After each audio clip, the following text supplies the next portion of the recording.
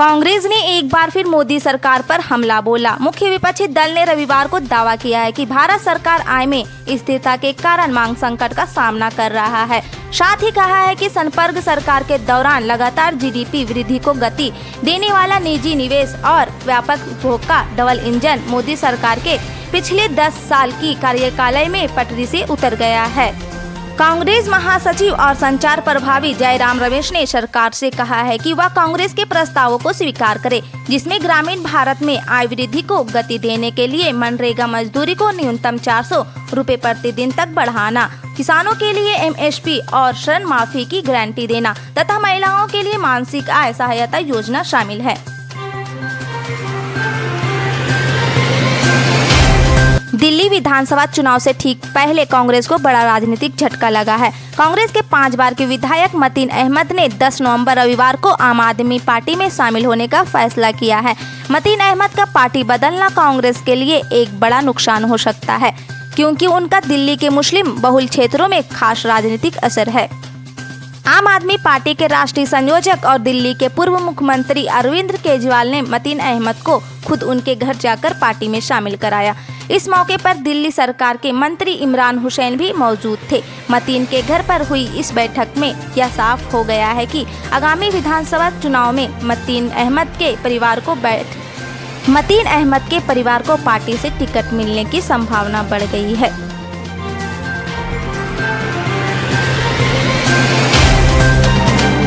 चौबीस का साल खत्म होने में अब कुछ ही दिनों का समय बचा है। इसी बीच नए साल के मौके पर जिंद सोनीपत ग्रीनफील्ड नेशनल हाईवे को वाहनों के लिए खोला जा सकता है।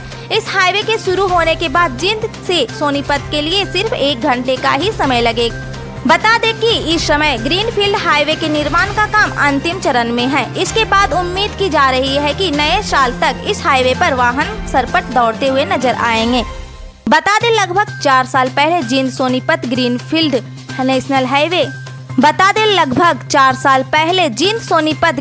नेशनल हाईवे नंबर 352A का निर्माण कार्य शुरू हुआ था।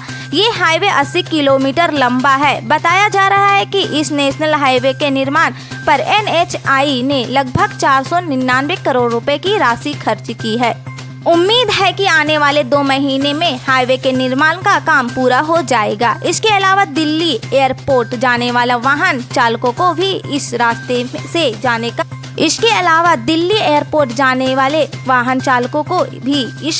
से जाने का आसानी होगी।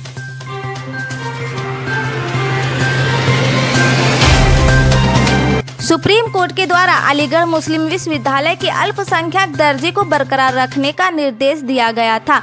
अब इस फैसले पर उत्तर प्रदेश के मुख्यमंत्री योगी आदित्यनाथ का बयान सामने आया है। अलीगढ़ के कैर विधानसभा में एक सभा को संबोधित करते हुए सीएम योगी ने कहा है कि जो देश के पैसे से चलता है वो सिर्फ अल्पसंख्यकों का सिर्फ कैसे हो सकता है।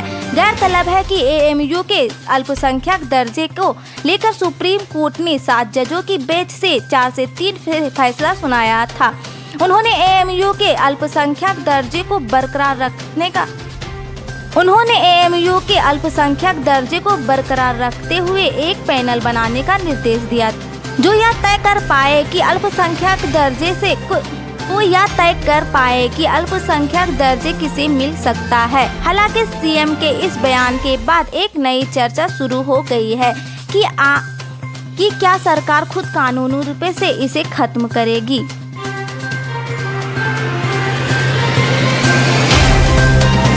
महाराष्ट्र और झारखंड में विधानसभा चुनाव को लेकर बयानबाजी का दौर जारी है।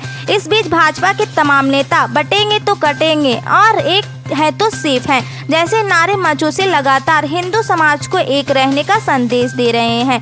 इस बीच इन नारों पर ऑल इंडिया मजलिसे इत्तेहादुल मुस्लिमीन के प्रमुख असदुद्दीन ओवैसी की प्रतिक्रिया आई है। छत्रपति संभाजी नगर में एक सभा को संबोधित करते हुए ओवैसी ने कहा है कि पीएम मोदी के एक है तो सेफ हैं वाले बयान पर मैं जवाब देना चाहती हूं कि अगर न्याय है तो भारत सुरक्षित है। गौरतलब है कि ओवैसी की पार्टी महाराष्ट्र के 16 विधानसभा सीटों पर लड़ रही है। पिछले विधानसभा चुनाव में ओवैसी के कुछ विधायक चुनकर विधानसभा भी पहुंचे थे। महाराष्ट्र की सियासत में एक नया विवाद खड़ा हो गया है। एक रिपोर्ट में दावा किया गया है कि 2051 तक हिंदू आबादी में भारी गिरावट आएगी, जबकि मुस्लिम आबादी में रिकॉर्ड तोड़ वृद्धि होगी। इस रिपोर्ट ने विधानसभा चुनाव में सियासी हलचल मचा दी है और राजनीतिक दलों के बीच आरोप प्रत्यारोप का दौर शुरू हो गया है। ये report Tata institute of social sciences द्वारा तैयार की गई है। रिपोर्ट में कहा गया है कि अगर मुस्लिम आबादी इसी गति से बढ़ती रही तो आने वाले दशकों में हिंदू आबादी में गिरावट आएगी। विशेष रूप से मुंबई में बांग्लादेशी और रोहिंग्याओं की संख्या में तेजी से इजाफा हो रहा है, जो इस परिवर्तन का मुख्य कारण बन रहे हैं।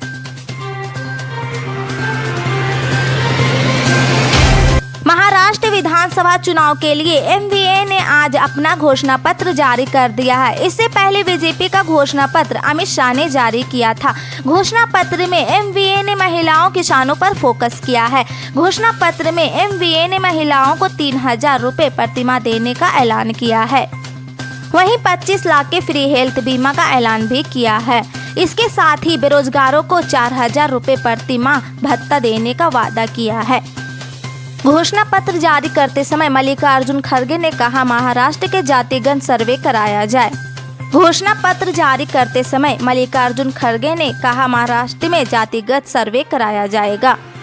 महालक्ष्मी योजना के तहत महिलाओं को हर महीने 3000 रुपए दिए जाएंगे और यात्रा भी फ्री होगी, यानी महिलाओं को यात्रा के दौरान किराया नहीं देना होगा। कुटुंब रक्षा के तहत लोगों को फ्री दवा देने के साथ 25 लाख का हेल्थ बीमा कराने का वादा भी एमवीए ने किया है।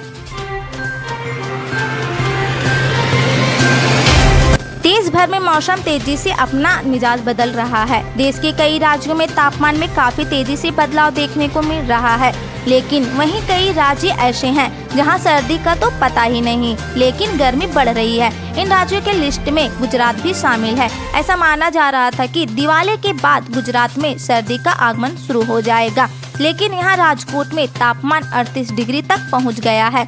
राज्य के ज्यादातर शहरों में तापमान 35 डिग्री सेल्सियस के आसपास दर्ज किया गया है। गुजरात में भी दिन के तापमान में कोई गिरावट दर्ज नहीं की गई है। राज्य के ज्यादातर शहरों में तापमान 35 डिग्री सेल्सियस के आसपास दर्ज किया गया है, जबकि न्यूनतम तापमान पारा भी 18 से 23 डिग्री के बीच दर्ज किया गया है। अहमदाबाद का अधिकतम तापमान 36 डिग्री सेल्सियस और न्यूनतम तापमान 31 डिग्री सेल्सियस है। गुजरात में कुछ स्थानों पर अधिकतम तापमान सामान्य से 1 से 4 डिग्री सेल्सियस अधिक और न्यूनतम तापमान सामान्य से 0.2 से 3.9 डिग्री सेल्सियस अधिक रहा है।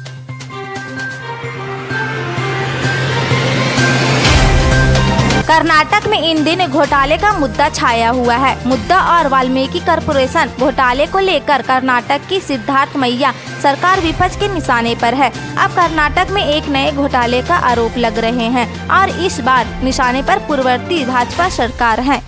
दरअसल कोरोना महामारी के दौरान फंड में गड़बड़ी के आरोप लगे हैं। इस कथित घोटाले में जस्टिस जॉन माइकल डी कुन्हा ने सरकार को एक प्राथमिक रिपोर्ट सौंपी है। इस रिपोर्ट के बारे में जब पूर्व सीएम और वरिष्ठ भाजपा नेता बीएस येदियुरप्पा से पूछा गया तो उन्होंने कहा कि वह इस तरह के आरोप से बिल्कुल परेशान नहीं है।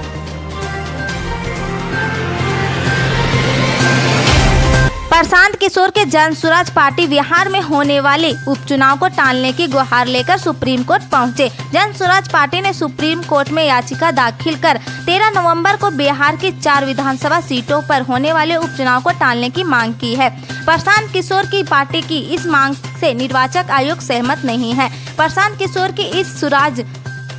किशोर की जन स्वराज पार्टी ने चुनाव आयोग के फैसले के खिलाफ सुप्रीम कोर्ट में याचिका दाखिल की। जन स्वराज पार्टी ने निर्वाचन आयोग द्वारा बिहार में उपचुनावों की तारीख आगे नहीं बढ़ाए जाने के निर्माण को चुनौती देते हुए सुप्रीम कोर्ट में याचिका दाखिल की है।